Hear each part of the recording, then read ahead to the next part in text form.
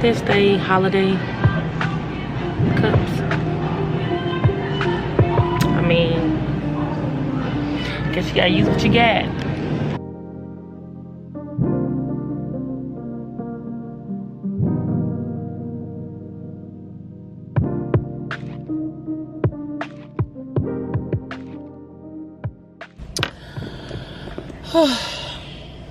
What's up, y'all?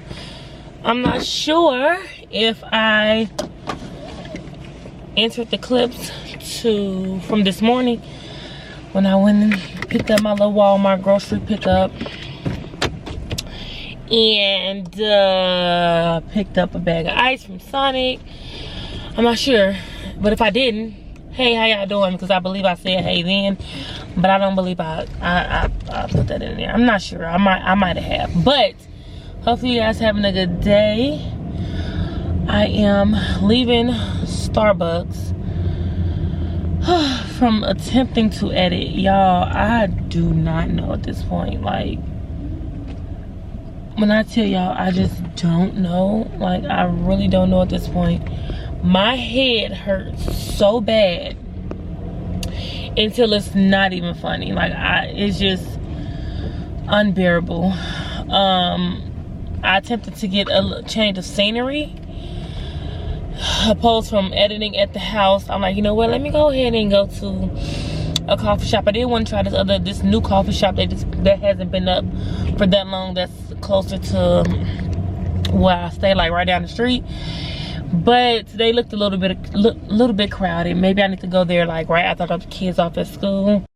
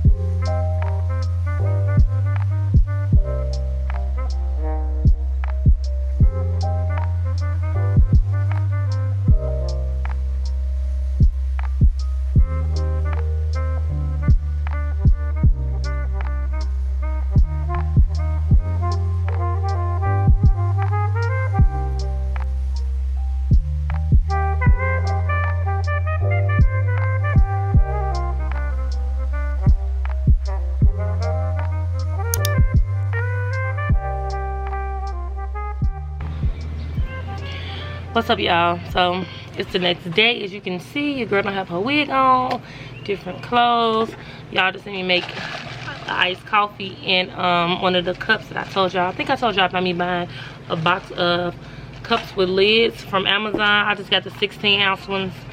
I thought they would have been a little bit taller than this, but it's pretty perfect, honestly. Just so we can make our own iced coffees and matchas at home instead of giving Starbucks all of our money. But I'm just outside and I am doing a little bit of Bible study. So we still in the book of Exodus. So let's just go ahead and just discuss the Bible real quick. Let's have us a little mini Bible study. I'm sitting on the balcony.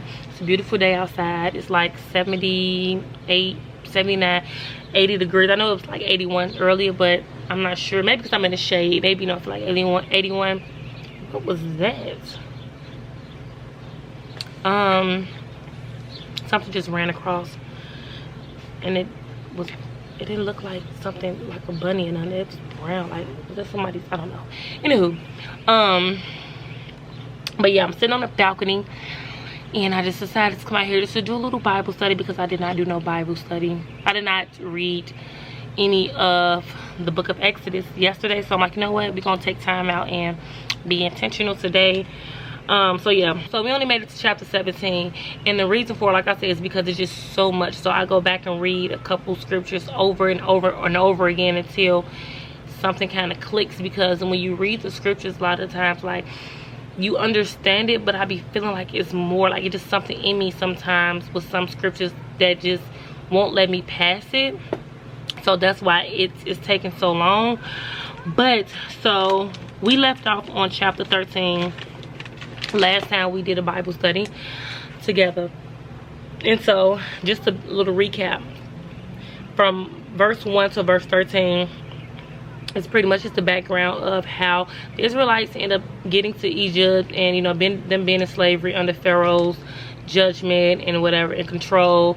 God sent Moses and Aaron. Well, he sent Moses and then Aaron to help to save the Israelites out of Egypt from up under Pharaoh, blah blah blah. He saved them and whatnot, and yeah, he split the Red Sea and allowed the Egyptians to not the Egyptians, the Israelites to escape and whatnot from under the hand of Pharaoh and his people, and he ended up destroying the Egyptians and whatnot. And then so from then on, so this is new.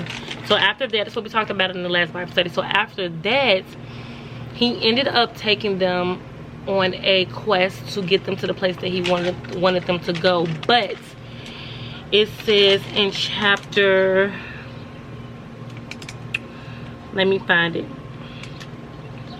It's in chapter, I want to say chapter 14. No, it's chapter 13, starting at verse 17, where when God brought the Israelites and he took them into the wilderness, once he saved them, he took them the long way instead of taking them the short way. Now, child, listen, I reread them few chapters from 17 to 22 of verse 17 through verse 22 from chapter 13 over and over again, because when I tell y'all, God is so good, he is amazing. Like, when we think that he's really taking too long, and when we think that things shouldn't have went the route that it went, and it's a much easier, it's like it should have been a much easier route that God could have taken us, and it could have been done way quicker, or you know, with less harm or less hard things to go through if we just went a route that we got in our head to go because it's quicker, we think it's better.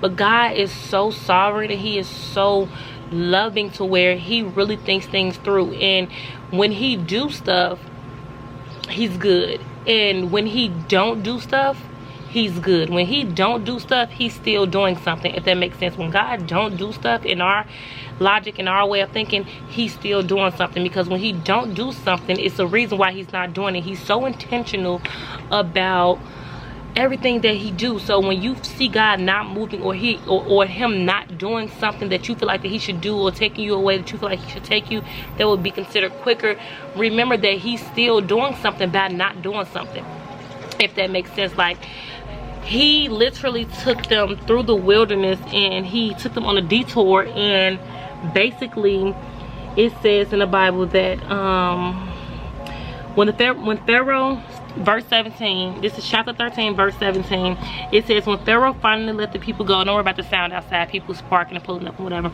It says, when Pharaoh finally let the people go, God did not lead them along the main road that runs through Philistine territory, even though that was the shortest route to the promised land. God said if the people are faced with a battle, they might change their minds and return to Egypt. So God led them in a roundabout way through the wilderness towards the Red Sea. Thus the Israelites left Egypt like an army ready for battle. Let me see if I need to read something else. Yeah, that's it. I don't even think we're gonna get all the way to verse 17. We might just stick here for this section of Bible study. So yeah, as you guys just heard, God literally took them on a roundabout to prevent them from going through the shortest route, which would have caused them to run into the Philistines territory, which could have potentially caused them to have to go into battle or go into war with the Philistines. But he knew, because of all the pressure they have already endured, all of the hardship they have already endured with the Egyptians being kept captive to be slaves to the Egyptians, he knew they didn't have the energy. They didn't even have the faith. He was teaching them and training them to have much faith in him and to follow the leading and the teachings of Moses. But, and so with that being said, he knew that they didn't have the capacity to be able to withstand war or anything like that to come against them from anybody else. So he took them the long way to save them, opposed to taking them the shortest route. And if you was to like flip that in today's time, like transfer that over into today's time, we literally will begin to grumble and complain. Yeah, like we really just don't understand that when God is not doing something that we think is right for him to do, that we think that he should do because he's God, girl, he is doing something. It says that God has went before them, meaning that he has went ahead of them to pave the way so they could be saved and saved by a lot of things that could have came against them and caused them to return back into bondage. Do you know that when you're in the beginning walks of your spiritual walk with God and gaining a relationship with God, all it takes is just that one thing. God can see the strength that we have. He can see the capacity we have left. But all it takes is that one thing to cause us to remove the little faith that we have developed in God, and cause us to run back to bondage, cause us to run back to that relationship, cause us to run back to that city, cause us to run back to that job, cause us to run back to those old habits, cause us to run back to those old attitudes, those old ways of living. All it takes is one little thing to just cause you to become fearful, remove your faith out of God, and go back to doing things the way you're doing it. I'm gonna take it on a little farther into verse 14 and 15. They had started to complain and started to ask Moses, once God had brought them through, he's bringing them through the wilderness, and they making little stops along the way to get to the promised land. And along the way of walking through the wilderness, and while Moses is being led by God to get them to where they need to be, they literally are complaining. After seeing the miraculous signs and miracles of God, with God splitting the Red Sea, saving them from the Egyptians, you know, capturing them and saving them, and then bringing them to the place of the wilderness and taking them on a longer route to save them, because he knew they didn't have the capacity or the strength to be able to endure anything else after leaving the Egyptians. And then continue on, they continue to travel, and they make it to different places. Like they made it to Marah, which is, they named it Marah. Hopefully I'm pronouncing it right. They named it Marah because it didn't have any water that was suitable to drink. God caused the water to become suitable to drink. He had Moses to throw a stick in the water that purified the water, that made the water good enough to be drinking. But before he did that, it was complaints.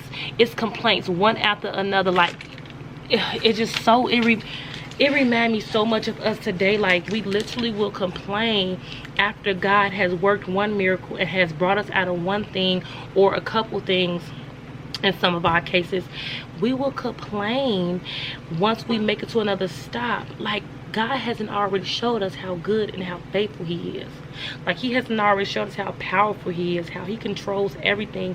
He literally holds the world in the palm of his hands, and he has everything on a system on this earth, in this world, to literally be a servant to us. This earth is a servant to us. God controlled it. He created everything in a system the way that he created it, because he needed it to be to where we had dominion over the earth, and we literally have dominion over the earth. But it's just all about putting your faith in God and just knowing that everything that you need is already supplied. Like every time they made it to a different stop that God had told Moses to take them to, they had a complaint. They complained about it not being no food. Like God didn't already just provide water.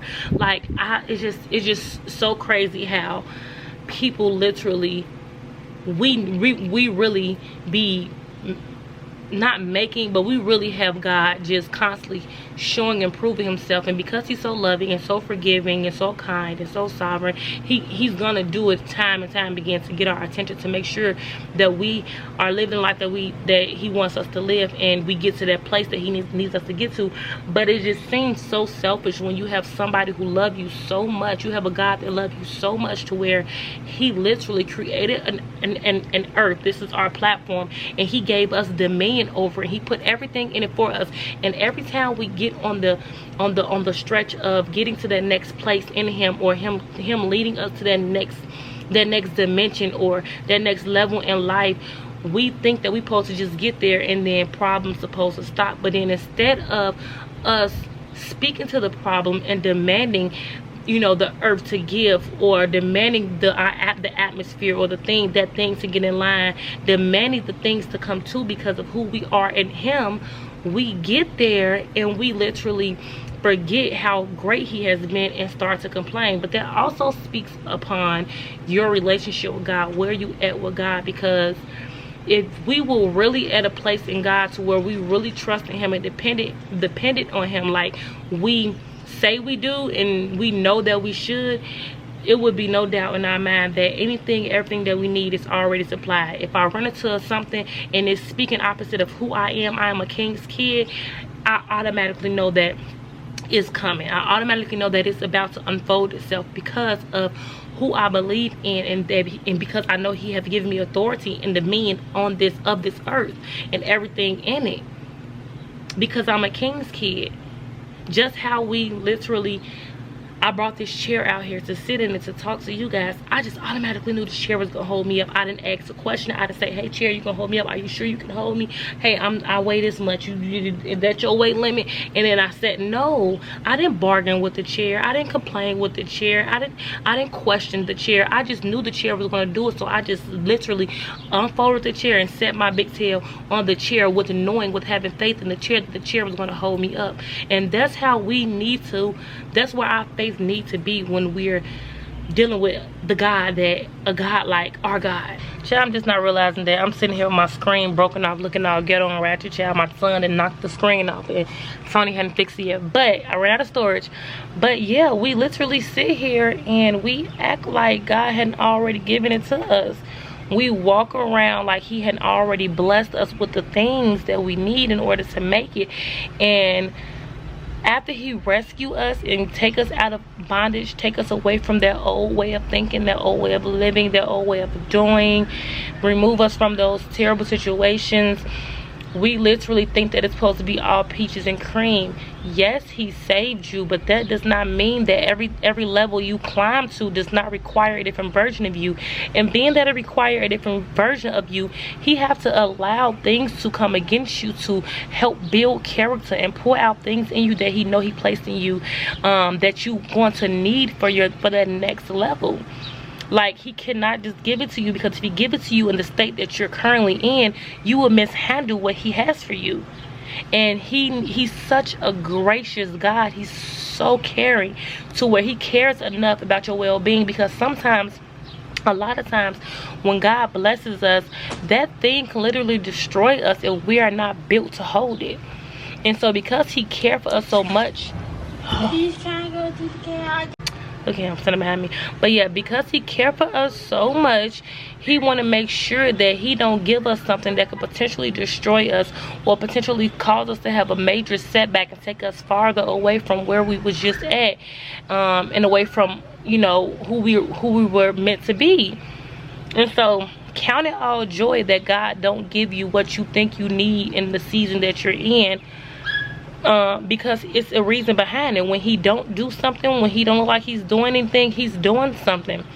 And on the way to the next level, while you in the hallway going towards that next door to open the door up to go into your next level, you need to make sure that all of your faith is in God, because in all things that you need is in him.